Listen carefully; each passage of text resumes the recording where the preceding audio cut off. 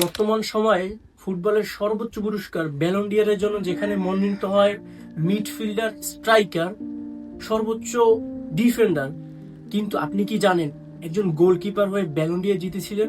হ্যাঁ, তিনি ছিলেন লিভ ইয়াসিন, তৎকালীন সোভিয়েত এবং বর্তমান রাশিয়ান গোলকিপার। লিভ ইয়াসিনকে দ্য স্পাইডারম্যান বা দ্য ব্ল্যাক প্যান্থর নামে ডাকা হতো। 1963 সালে উনি ব্যালন ডি'অরের জন্য মনোনীত হয় এবং ফুটবল বিশ্বকে অবাক এবং চমকি দিয়ে তিনি ব্যালন ডি'অর জিতে যায়। তা এক অবিশ্বাস্য রেকর্ড।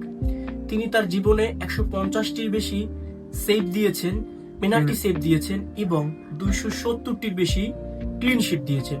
তিনি তার জীবনে অসংখ্য পুরস্কার জিতেছেন, অলিম্পিক সহ, ইউরো চ্যাম্পিয়নশিপ সহ 4টি বিশ্বকাপে তিনি অবদান রেখেছেন। আপনি কি এর আগে জানতেন একজন গোলকিপার ব্যালন ডি'অর জিতেছে? এভাবে নিত্য নতুন আরো জানতে চাইলে আমার পাশে থাকুন, আমার চ্যানেল সাবস্ক্রাইব করুন, টিকটকে ফলো দিন, ফেসবুকে ফলো দিন এবং আমাকে ভালোবাসুন।